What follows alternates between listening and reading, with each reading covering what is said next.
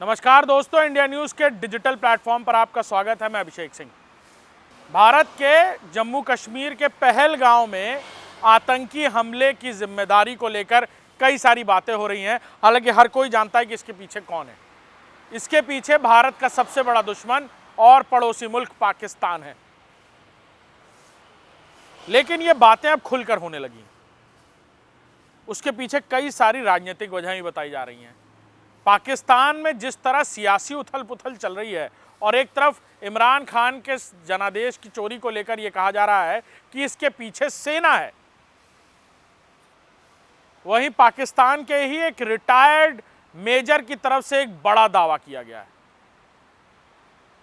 दावा किया गया है कि पाकिस्तानी सेना के प्रमुख असीम मुनीर ने पहलगांव का यह अटैक प्लान कराया।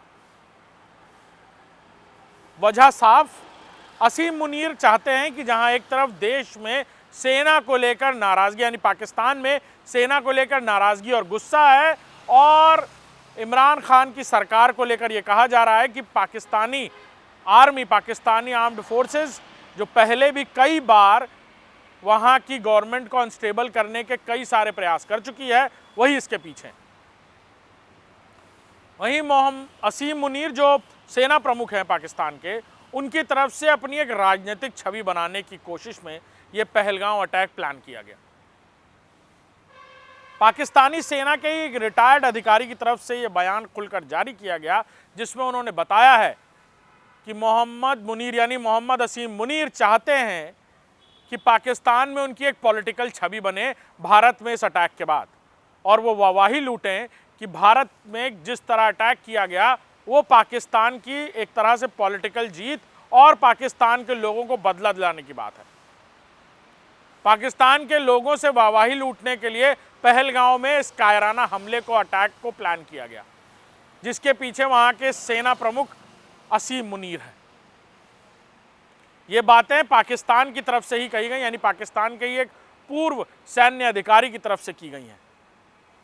पाकिस्तान में लंबे समय से सियासी उथल पथल और ख़ास तौर पर एक तरफ बलूचिस्तान लिबरेशन फोर्सेस की तरफ से हो रहे हमले, दूसरी तरफ पाकिस्तान में सियासत को लेकर, यानी वहाँ की जो सरकार है उसमें आर्मी के हस्तक्षेप को लेकर वहाँ के लोगों के अंदर खासी नाराज़गी और गुस्सा लगातार फूट पड़ता है।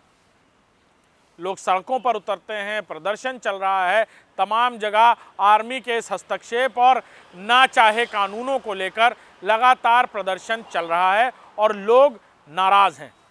इसी नाराज़गी को ख़त्म करने के लिए बताया जा रहा है कि वहाँ के सेना प्रमुख की तरफ से ये चाल चली गई।